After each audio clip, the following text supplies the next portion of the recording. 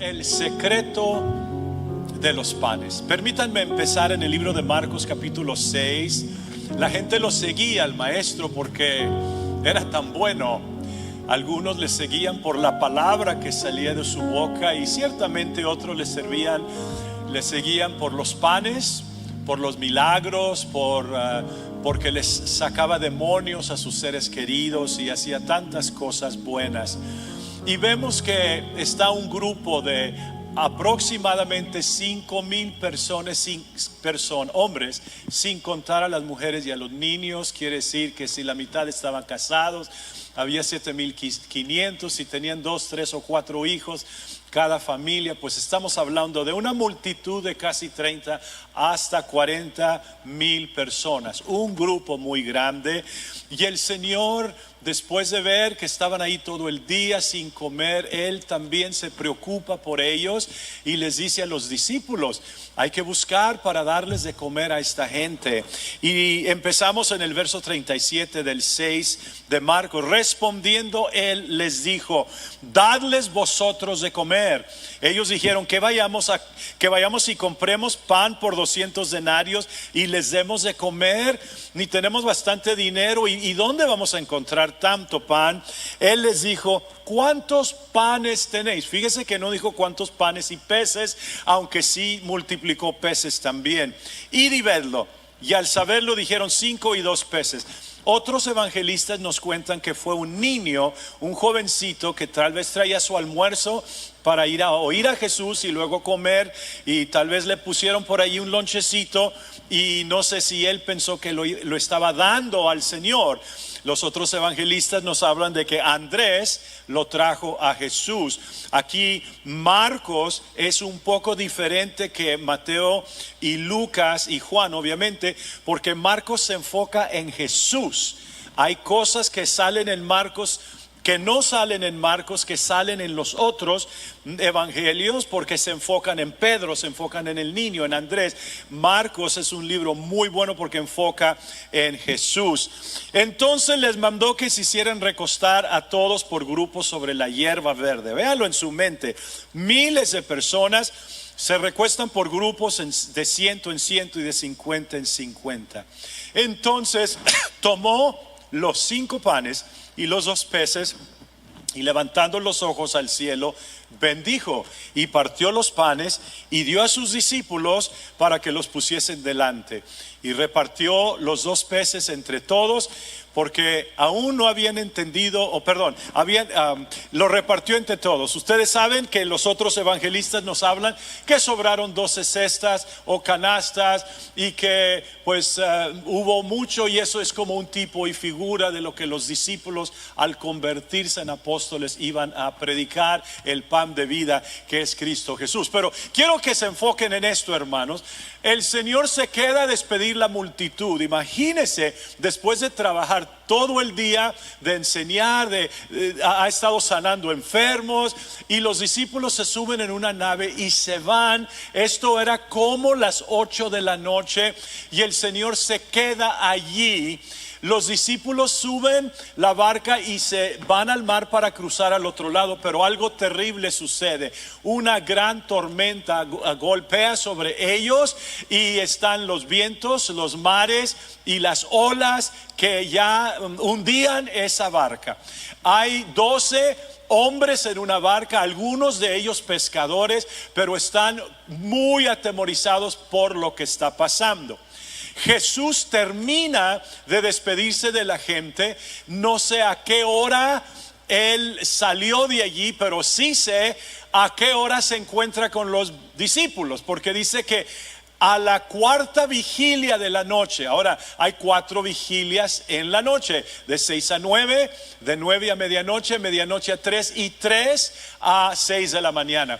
En la 4ª vigilia se aparece a los discípulos, y esto es más o menos, vamos a decir, a las 5 de la mañana. Si ellos se fueron como a las 8, tienen como 9 horas peleando la tormenta. Están fatigados. Quiero que los vean. Están fatigados, están atemorizados, están pensando que se van a morir porque no pueden avanzar y la tormenta no los deja, como que están ahí en un torbellino de agua y no pueden salir, y en su mente de ellos están diciendo: aquí se acabó todo. ¿No se ha sentido usted en ocasiones así, como que la tormenta es mucha, la prueba es mucha, y dice: Señor, nos has dejado acá solos? Pero allí, en ese instante, como el Señor suele hacer cuando lo necesitamos más, se aparece. Pero ellos no lo conocieron. Ellos dijeron: fantasma, es un espíritu. Y ahora gritaron, no solo por lo de la tormenta, sino que están asustados porque creen que es un fantasma. Y el Señor les dice: yo soy, no tengan miedo. Y se subió a la barca y hubo grande bonanza. Marcos no nos dice lo que nos dice Mateo, que Pedro dijo: Señor, si eres tú, pues pídeme ir a ti. Y Pedro caminó en el agua y hace un día todo eso. Otra vez Marcos se enfoca en lo que dijo Cristo. El Señor dice: ¿por qué están tan atemorizados? Y quiero que se fijen en el verso 52, porque aquí está la clave de lo que estamos hablando, del secreto de los panes. Porque aún no habían entendido lo de los panes, por cuanto estaban endurecidos sus corazones. Fíjese que no dice que no habían entendido lo de los panes y los peces, sino lo de los panes. ¿Y qué es lo que no habían entendido de los panes? Ellos habían visto el milagro, ellos habían llevado la comida a las multitudes, ellos habían recogido cada uno una canasta, comida que sobró. ¿Qué no entendieron lo de los panes y por qué estaban endurecidos sus corazones? ¿Qué está sucediendo aquí? No conocen quién es este maestro, maestro, el Raboni le dijeron, o Raboní. Ellos no sabían quién era este rabí. Tenían cierto conocimiento, miraban milagros, veían, oían cosas, pero conforme conocían a Jesús y conforme pasaban las tormentas, se conoce, porque en la tormenta se conoce mejor a Jesús. Hermano, que estás pasando por una tormenta, cual sea, es en la tormenta. Después otro evangelista nos dice que cuando hubo gran bonanza, ellos exclamaron: ¿quién es este? Que aún el viento y los mares le obedecen. ¿Cómo que quién es este? Él te llamó, Él te llevó, tú ya lo viste hacer milagros. ¿Por qué dices quién es este? Nosotros también decimos lo mismo, porque en la tormenta lo conocemos mejor.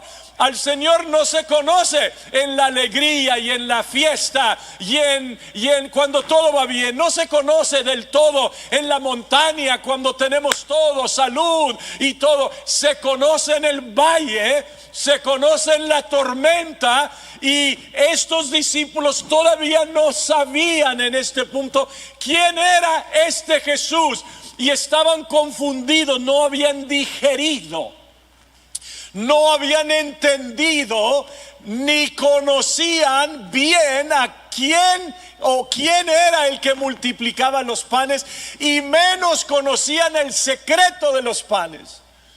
Y a ese secreto vamos a llegar en esta predicación. Hay otro incidente en Marcos 8, donde otra vez el Señor multiplica los panes y peces. Les preguntó: ¿cuántos panes tenéis? Ahora en Marcos 8, fíjense que no les pregunta cuántos peces tienen, panes.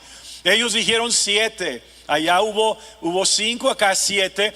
Entonces les mandó a la multitud que se recostase en tierra, y tomando los 7 panes, habiendo dado gracias, los partió y dio a sus discípulos para que los pusieran delante, y los pusieron delante de la multitud.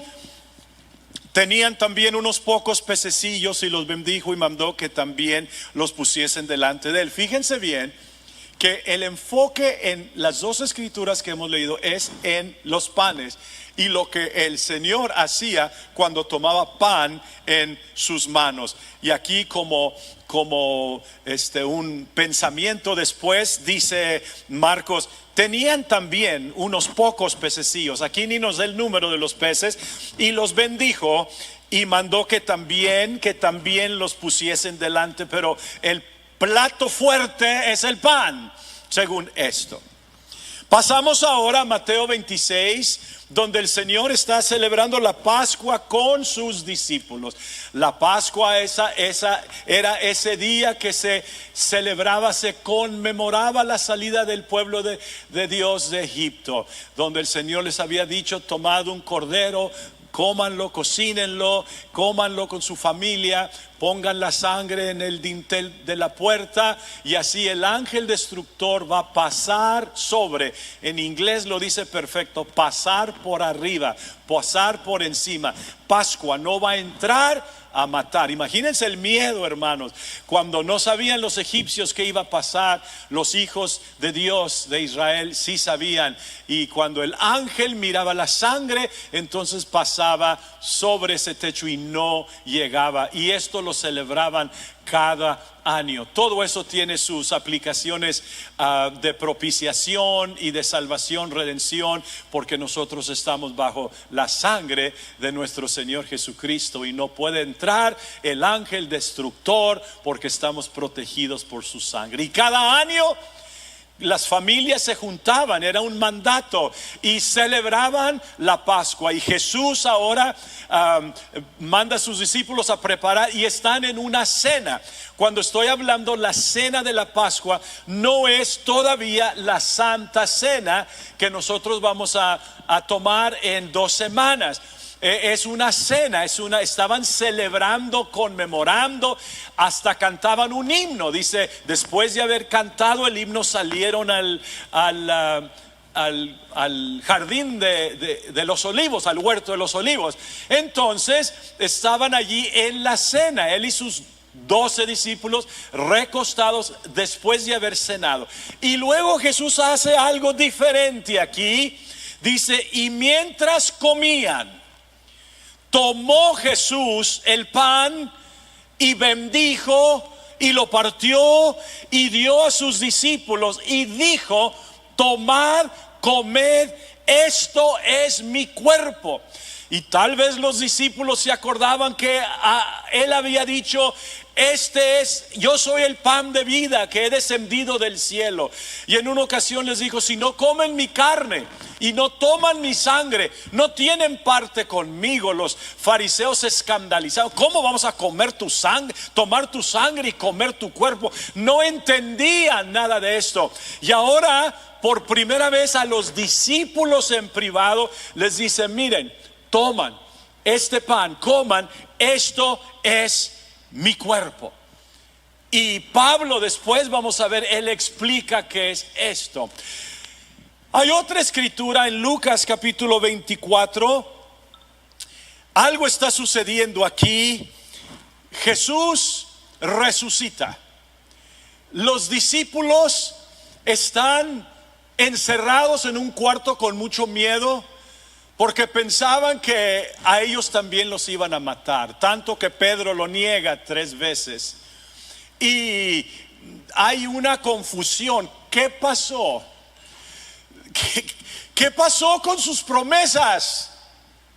¿Qué pasó con nuestro liberador, nuestro Salvador? ¿Qué pasó con el Mesías? Estaban confundidos.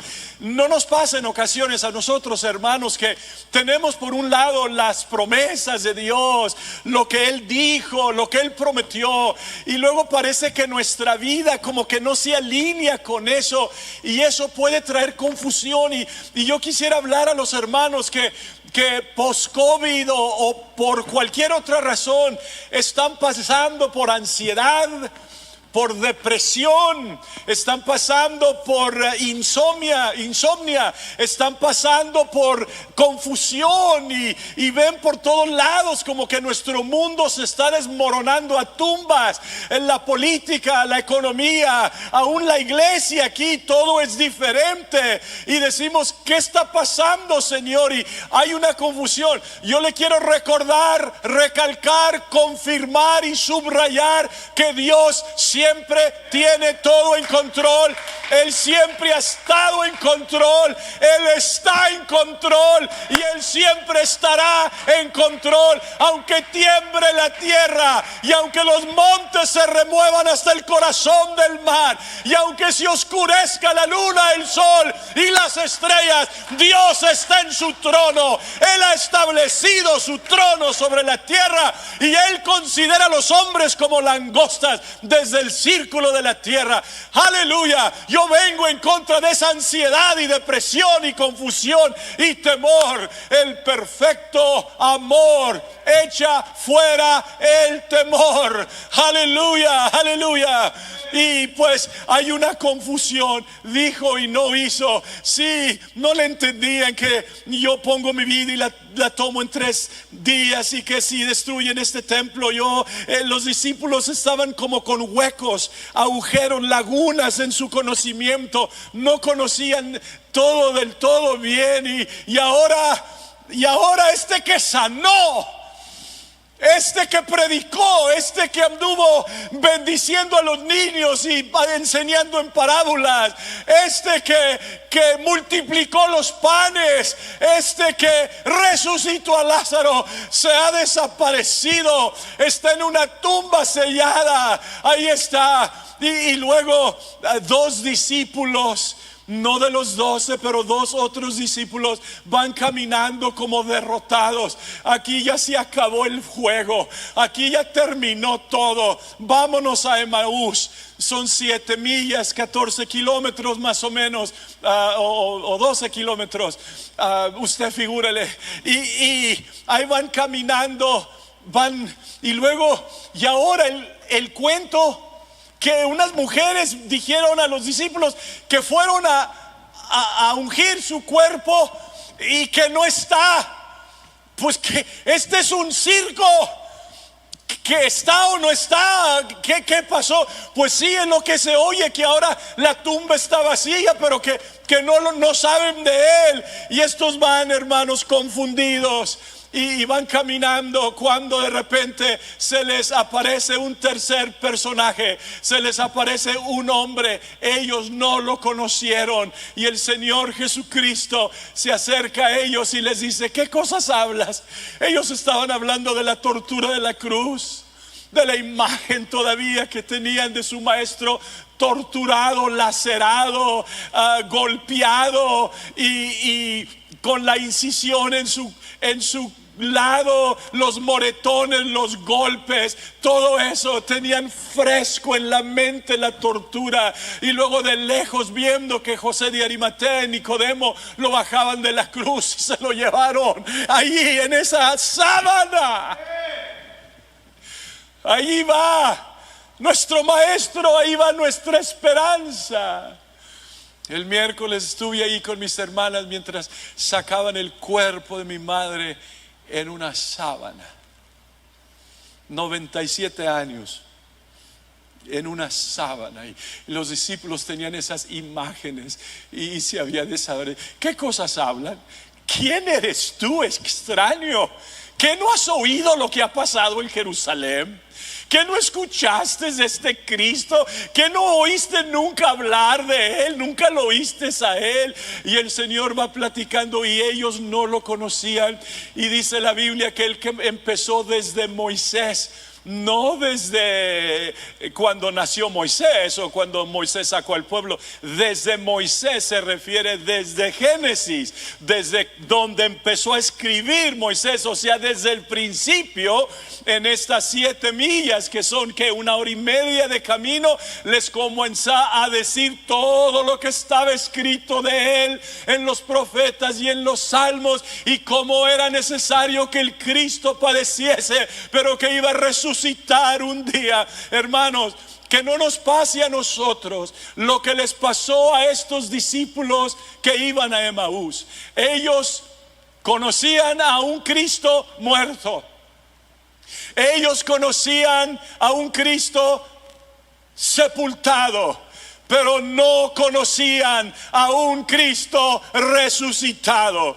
Tenían dos de las tres dimensiones en orden. Conocían la muerte y la sepultura, pero no habían experimentado todavía el poder de la resurrección en sus vidas. Y no sea que nos pase a nosotros, que conocemos de su muerte, conocemos de su sepultura, pero en estos días de tanta confusión y tanta cosa, necesitamos estar conectados con un Cristo resucitado. Necesitamos estar conectados con el poder de la resurrección.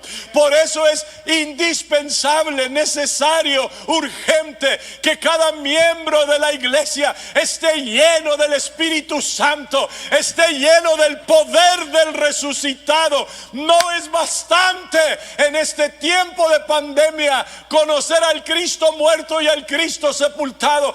Ese es un evangelio incompleto, porque el evangelio es la muerte, la sepultura y la resurrección, aleluya, de nuestro Señor Jesucristo. Y estos hombres caminaron, hablaron con él. Fíjense, usted puede caminar, usted puede decir soy cristiano, fui bautizado, y no conocerlo a él, no saber quién es el que está ahí a su lado. Cuando llegaron a una vereda por allí donde iban a tornar hacia Emaús, dice la Biblia que Jesús hizo como que se iba adelante, como que él no iba a ir con ellos. Hace lo mismo acá en Marcos 6. Cuando los discípulos estaban en el barco y pensaban que él era una fantasma, hizo como que iba a pasar el barco, él caminando sobre las aguas. O sea, las dos veces el Señor hace como que no va a ir con ellos. Yo no sé si usted ha sentido en alguna ocasión que parece que el Señor lo va a dejar, que parece que el Señor se va por otro camino y lo va a dejar a usted con su confusión, su ansiedad, con su problema, como estaban estos hombres. Tenían un gran problema, estaban casi mentalmente atormentados, emocionalmente conmovidos, no hallaban qué hacer. ¿Dónde está nuestro maestro? Somos discípulos, pero ahora ni sabemos si vive o muere, no sabemos todo esto. Y luego le rogaron: quédate con nosotros, has caminado con nosotros, todavía no saben quién es. Y lo invitan a comer, y el Señor va con ellos. Y levantamos la historia aquí en el verso 30. Y aconteció que estando sentado con ellos a la mesa, tomó el pan y lo bendijo y lo partió y les dio. Entonces les fueron abiertos sus ojos. 7 millas, 1 hora y media de platicar. Entró a la casa, que no le vieron el rostro, que no reconocieron las inflexiones de su voz arameica, que no reconocieron su caminadita, cómo andaba. Todos tenemos una manera de caminar, que no eran discípulos, nada, hermanos, porque pueden llegar tiempos a nuestra vida donde estamos tan agobiados, cuando está la prueba tan contundente sobre nosotros, está pesada la carga, que ni sabemos quién es el que está ahí con nosotros. Y no fue. Se sentaron a la mesa. Cuando tú te sientas a la mesa con alguien, hay cercanía, hay intimidad.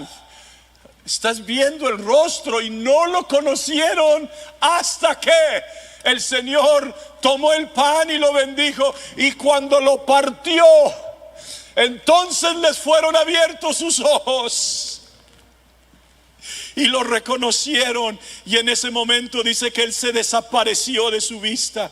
Se desaparece, no comió, nada más partió el pan, se los da y se fue. Y se decían el uno al otro: ¿no ardía nuestro corazón en nosotros mientras nos hablaba en el camino y cuando nos abría las escrituras? Está muy pendiente, hermano, de ese ardor en el corazón. Aun si no lo ves claramente por tu problema, yo no te estoy juzgando en esta tarde. Esta predicación no es para llamarte la atención, es para recordarte que Él está contigo, lo veas o no. lo sepas o no. ¿Cuántas veces hemos pasado pruebas y ya cuando pasa la prueba decimos, pero el Señor ahí estaba, ¿te acuerdas? Y levantándose en la misma hora, ellos vuelven a Jerusalén y hallaron a los 11 reunidos y a los que estaban con ellos, que decían, ha resucitado el Señor verdaderamente y ha aparecido a Simón. Entonces ellos les contaban las cosas que les habían acontecido en el camino y cómo le habían reconocido. ¿Cuándo? Al sentarse a la mesa, al entrar a la casa, al ir por el camino, cómo le habían reconocido al partir el pan. En Corintios, Pablo explica lo que el Señor le enseñó. Los corintios no habían entendido bien lo de la institución de la Santa Cena. Pensaban que era una cena como la Pascua. Y iban, los pobres no comían, los ricos comían mucho. Y hay ruinas todavía en esas áreas donde había vomitaderos. O sea, la gente comía y lo iba a vomitar y luego venía y comía más. Y esos costumbres paganas entraron a la iglesia porque se convertían del paganismo. Y Pablo los corrige, les dice, no, la Santa Cena no. Y les dice, porque yo recibí, 1 Corintios 11, 23, porque yo recibí del Señor lo que también os he enseñado, que el Señor Jesús, la noche que fue entregado, lo que leímos en Mateo 26, 26, tomó pan y habiendo dado gracias, lo partió y dijo, tomad, comed, esto es mi cuerpo que por vosotros es partido, haced esto en memoria de mí. Alcanzaron a distinguir el patrón, el secreto de los panes. Alcanzaron a distinguir las 4 cosas que el Señor hacía cada vez que tomaba pan. En cada escritura que leímos, lo tomaba, número 1, lo bendecía, número 2, lo partía, lo quebraba, número 3, y luego lo daba. ¿Será que lo que no alcanzaron a entender los discípulos después de la multiplicación de los panes, no solo no entendieron quién era Jesús, pero tampoco entendían en este momento algo que después iban a entender? El secreto de los panes. La realidad es que Jesús mismo fue tomado, fue bendecido y fue partido en esa cruz para después poder ser dado a la humanidad como el pan de vida. Y nosotros, sus seguidores, también vamos a pasar por ese proceso. Cada uno de nosotros hemos sido tomados por Dios. Vosotros no me elegiste a mí, dice en Juan 15, yo os elegí. Como diciendo, tú no me buscaste, tú no indagaste por mí, fui yo el que te tomé. Algunos los ha tomado de las cantinas, de las prisiones, de los lugares de placeres y pecado. Algunos los ha tomado de la ignorancia religiosa, donde se inclinaban a otros dioses que no son dioses, hechos de palo y de piedra.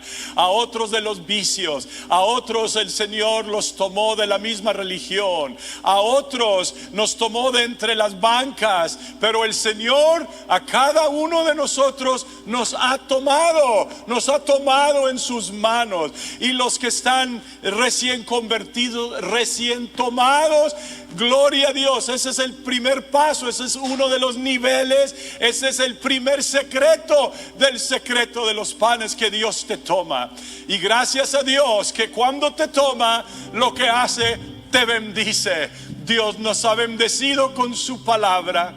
nos ha bendecido con su poder, nos ha bendecido con sus promesas, nos ha bendecido con su espíritu, nos ha bendecido con esperanza, nos ha bendecido con hermanos y hermanas y pastores, iglesia, nos ha bendecido con altares, nos ha bendecido con cadenas de oración y de ayuno, nos ha dado tantas promesas el Señor, nos ha bendecido a cada uno de nosotros, nos ha tomado y nos ha bendecido con el precioso bautismo en el nombre de Jesús, el Espíritu Santo, la hermandad, la coinonía, el amor fraternal, todo eso, hermanos, somos bendecidos.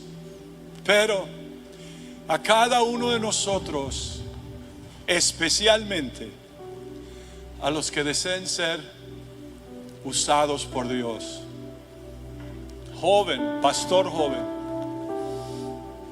pastor, el Señor no te toma y te bendice y luego te usa. Muchos quieren brincarse el tercer paso del quebrantamiento, del partimiento. Se necesita ser quebrantado para que Dios te use grandemente. Te tiene que quebrantar profundamente. Oh, cuando el Señor toma, gloria a Dios. Cuando bendice, gloria a Dios. Pero para poder darle de comer a las multitudes, Él tiene que partir, tiene que romper, tiene que quebrar este pan. Y allí, cuando estás en la mano de Dios siendo quebrantado, y Dios sabe cómo quebrantar. A veces el quebrantamiento viene por pruebas difíciles, duras en la familia. Estás bien y te abandona tu esposo y se fue y te dejó con los niños. O te abandonó tu esposa y se fue y te dejó con un niño enfermo, con responsabilidades que piensas que no puedes llevar. En ocasiones el Señor nos quebranta a través de las enfermedades, el dolor físico, el cáncer. ¿Por qué? ¿Por qué se enferman los niños? ¿Por qué mi nieto tiene cáncer? ¿Qué? Le aconsejo a mi hijo que empieza en su pastorado que ese cáncer de su hijo es como Dios lo está quebrantando, sacando las lágrimas. Es una prensa, es doloroso. En la misma iglesia, pastores que me escuchan, obispos que me escuchan, líderes, Dios usa a las mismas organizaciones para quebrantarte, para sacarte de ti. Ya no que sea un pan boludo, un pan duro. Ya en las manos del Señor Él sabe convertirnos en harina fina que puede ser bendición a otros. ¿Cómo vas a consolar a otros si no has pasado por dolor, y dolor fuerte, hermanos? Las temporadas del dolor a veces son un mes o dos, a veces son años. Yo no sé por qué. Las temporadas de la enfermedad, a veces Dios sana, a veces no. Puede, sí. Tiene poder, sí. 3 veces, dice San Pablo, le rogué al Señor que me quitara esta enfermedad, este aguijón en la carne, enviado por Satanás mismo. Pablo subió al tercer cielo, Dios lo tomó, el camino a Damasco lo tomó y luego lo bendijo haciéndolo apóstol de los gentiles, establecedor de doctrina sobre la cual todavía estamos parados. y lo llevó al tercer cielo. Y Pablo con mucha discreción dice: sí, yo no sé si fui en la carne o en el espíritu. Hubo alguien que subió, era él, pero con mucha discreción y humildad escribe: y para que no se me subiera a la cabeza toda la bendición, el Señor permitió un aguijón en mi carne. 3 veces le pedí. Imagínense, un apóstol, hermanos, un apóstol que tenía una conexión íntima con Dios, pues ahí Dios depositaba todas estas cartas. Señor, sáname, esto es muy fuerte. Está hablando un hombre que lo habían apedreado, un hombre que lo habían azotado 5 veces, 39 azotes, un hombre que 3 veces le pegaron con varas, un hombre que dejaron como muerto, un hombre que sabía lo que era el peligro de los mares y de los ladrones en los caminos y de los falsos hermanos. Ahora lo tenemos ahí angustiado. Señor, sáname, sáname. Y no llega, porque Dios estaba quebrantándolo. Señor, esta segunda vez te pido, ten misericordia de mí. 3 veces. Y Dios mudó. ¿No te ha pasado así? Que oras y pides y ayunas y ruegas y derramas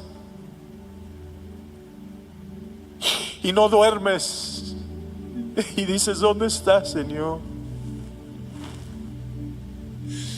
Y por fin Dios habla y no dice: aquí está tu sanidad, bástate mi gracia. Y algunos de ustedes y un servidor también, en mis quebrantamientos, porque son varios, son muchos, nunca acabamos. No podemos decir: me tomó, me bendijo, me quebrantó y ya me usa. No, como el niño que llega de la escuela al terminar el 3er año: mamá, ya acabé, ya se acabó la escuela, ya terminé por este año, mi hijo. En 2-3 meses empieza tu 4.º año y luego tu 5.º, y así estamos nosotros. Nos toma, nos bendice, nos quebranta en un nivel y nos usa en un nivel. El problema con muchos jóvenes ministros y pastores: quieren que Dios los use en este nivel y que solo los quebrante aquí. Y no es así. Dios te pasa por ese secreto de los panes, y cuando pasas te usa y luego otra vez te vuelve a tomar, te vuelve a bendecir con más dones, con más experiencia. Me han escrito miles de jóvenes ministros: hermano Valverde, enséñame a predicar. Yo no te puedo enseñar a predicar, tú tienes que pasar.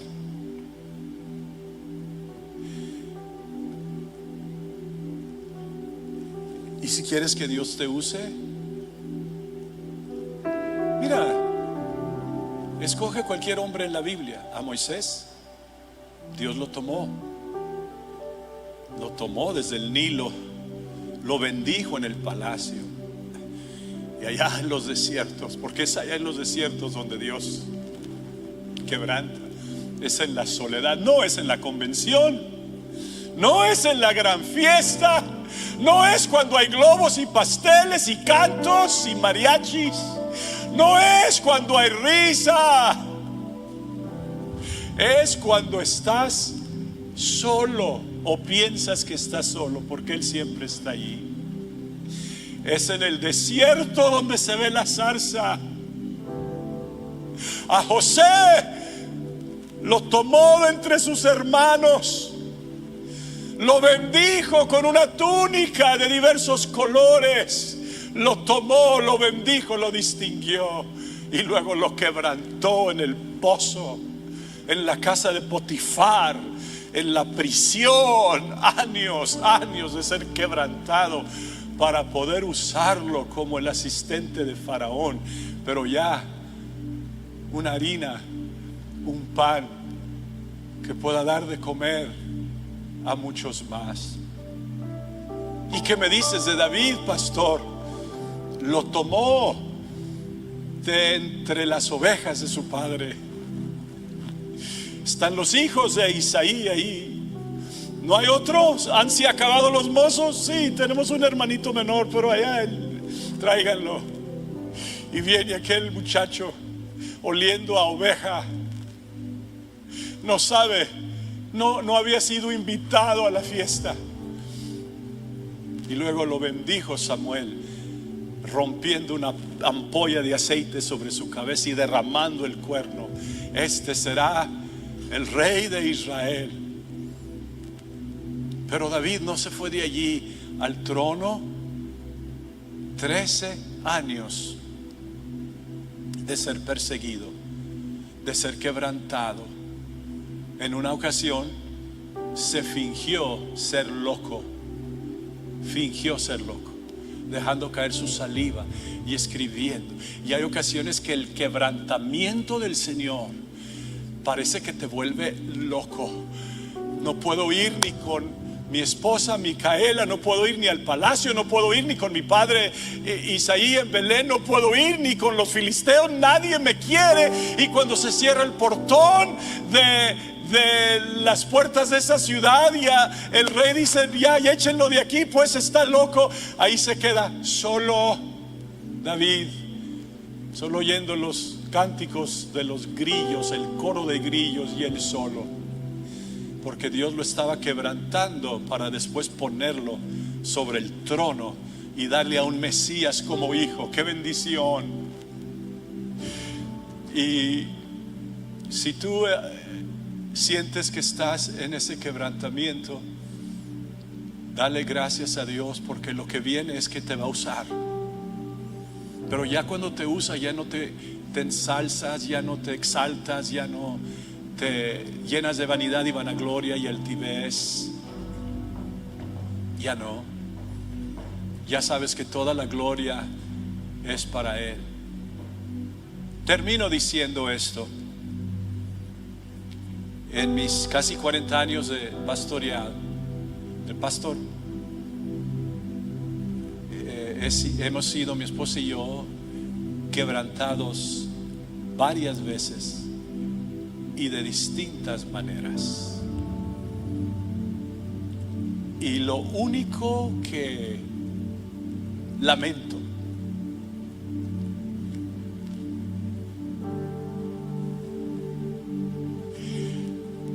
es haberme quejado. No me hubiera quejado tanto. La mejor manera como estar en las manos de Dios cuando Él te está quebrantando es estar quieto y silencio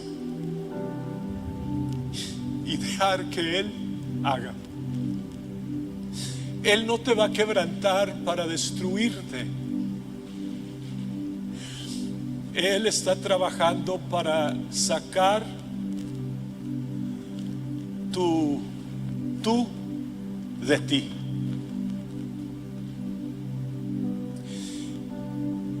Cuando el Señor tome el pan, entonces lo quebranta, y es lo que vamos a hacer el domingo próximo. Vamos a conmemorar la muerte.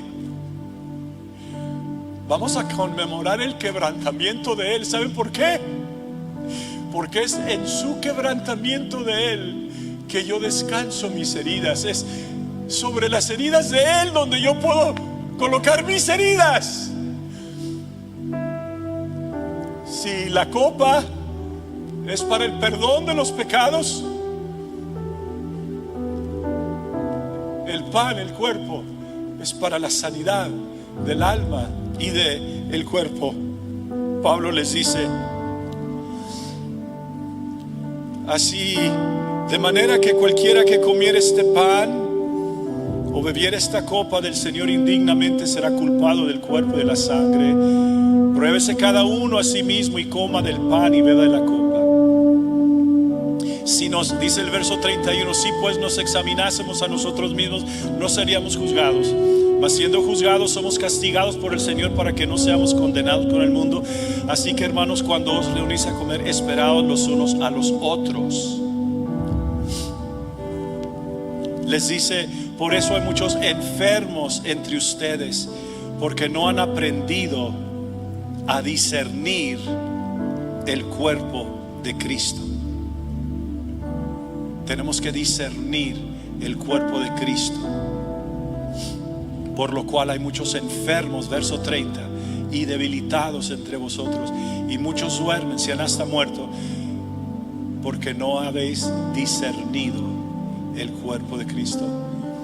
El domingo próximo, a más de una examinación del alma, voy a orar toda esta semana para que en el momento que estemos participando de la Santa Cena, que sean sanados muchos de sus enfermedades por el partimiento del cuerpo de Cristo. Ahí donde estás, hermano, si estás pasando por este paso, si estás donde Dios te tomó, gózalo. Si estás en la fase de ser bendecido, gózalo. Si Dios te está usando, gózalo. Pero si está haciendo quebrantamiento, si Dios te está quebrantando, hazlo de una manera quieta, silenciosa, y Dios te va a exaltar. Solo van a quedar cicatrices en tu alma que usarás para bien. Señor Jesús, gracias por este orden en el partimiento del pan. Gracias, Señor, que dejaste en las Escrituras este orden para que nosotros pudiéramos entender tus procesos. Y si alguno de mis hermanos, por la falta de un ser querido, por enfermedad, problemas económicos y familiares, en estos momentos sienten que están en el quebrantamiento, en el partimiento, que lo hagan, Señor, y que se dejen moldear, porque tú conoces el vaso que vas a usar. En el nombre de Jesús, gracias por esa cruz, Señor.